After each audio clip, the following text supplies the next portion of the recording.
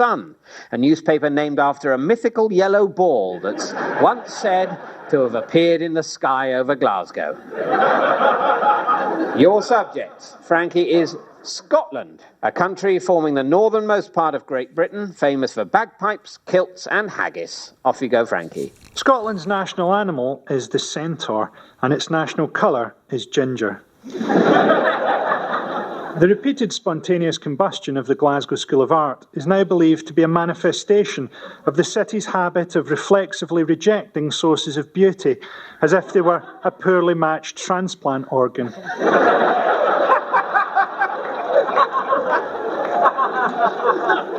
Indeed, Scotland has its own donor card, which reads, "After my death, I'd like my liver to be put in a jar and used in cautionary school assemblies about lifestyle choices, or for jump-starting a barbecue." In Scotland, it is traditional for a woman to announce her pregnancy simply by switching to menthol cigarettes.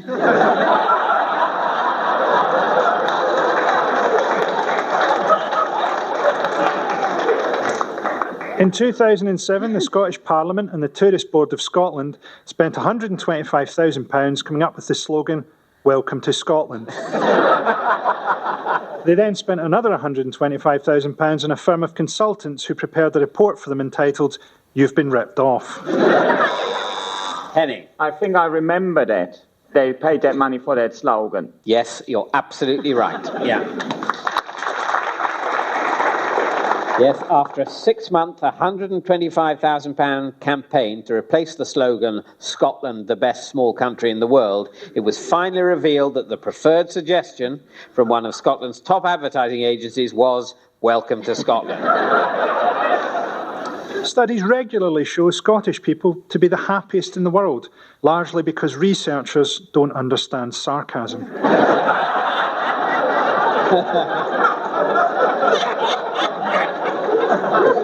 Some Scottish trivia. Ben Nevis is the United Kingdom's least successful valley. The last country invaded by Scotland was Panama. Henning. Scotland had a colony in Panama. They did indeed. Well done, yeah. In the late 17th century, when still an independent country not ruled by Westminster, Scotland made an attempt to create its own colonial empire by taking control of Panama, from which it could command the trade of the two great oceans of the world, the Pacific and the Atlantic. A total of £500,000 was raised for the expedition, around half of the entire country's available capital. 16 ships carrying 2,500 Scots set off to establish a colony. It was a disaster. Disease, lack of food, infighting and attacks by hostile Spanish ships wiped out the colony, and only one of the 16 ships returned, with over 2,000 lives lost.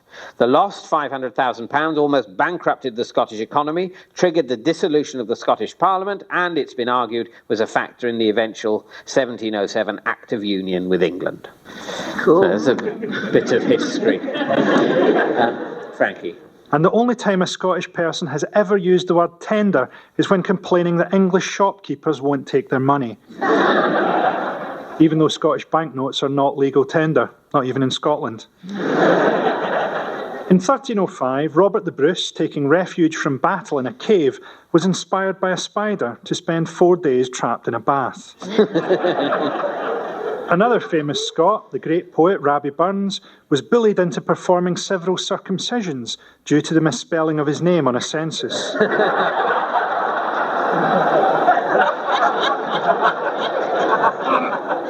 Scotland can also take credit for the toddler's ball pit, its inventor being a humble hospital porter inspired by a 1970s hemorrhoid epidemic brought on by a national lack of dietary fibre.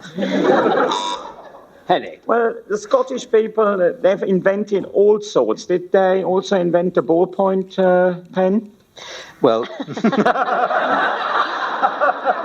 that's interesting speculation, but the ballpoint pen was not mentioned. I think you might have misheard. Ball pit for ballpoint pen. Oh, I see. Yes, yeah. no, they didn't invent the toddler's ball pit. I don't know about the ballpoint pen, although I have a vague sense it was... Laszlo Biro, wasn't it? Yeah. Hungarian? Can we just have another quiz? Yeah. During the 1950s, Scotland briefly held the record for the fastest 100 metres after a construction worker was blown off the top of the Forth Road Bridge. Indeed, the Scottish village of Bad Bay was so windy, children and animals had to be tied to rocks to stop them being blown away. Lou. I think that might be true. Yeah, that's true. Yeah, that's true. Yes,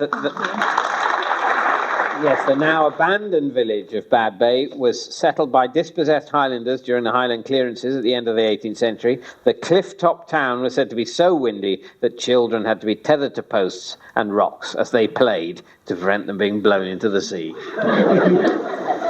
The Forth River is so named because water is the fourth most popular liquid in Scotland. Fewer than 500 people own half the land in Scotland. Indeed, the real reason the Royals holiday in Balmoral is so they can use Scottish staff to teach their children about mortality, in the same way that you or I would let them have a hamster. I'm afraid old Jock's dead, son, but he was 35. In Scottish years, that's 2 World Cup qualifications.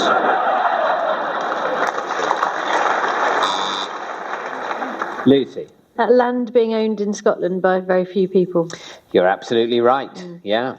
Ever since the Scottish Reformation in 1560, which saw Scotland divided up into various large hunting estates, land in Scotland has been owned by what's been described as the most exclusive cadre of landowners in the developed world.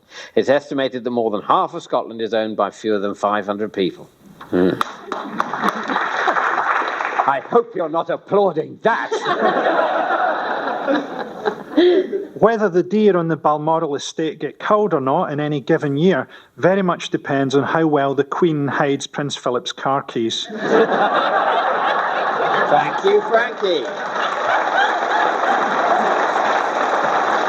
And at the end of that round, Frankie, you've managed to smuggle one truth past the rest of the panel, which is that Scottish banknotes are not legal tender, not even in Scotland. They are apparently legal currency and are approved by the UK Parliament, but they're not strictly legal tender. Legal tender is different from legal currency in that it relates specifically to the payment of a debt. However, despite this absence of legal protection for Scottish banknotes, the Scottish economy still seems to function perfectly well. And that means, Frankie, you've scored 1 point. The furthest distance a haggis has been hurled is 180 feet. It remains the all-time world record for any projectile vomit. Which brings us to the final scores. In fourth place,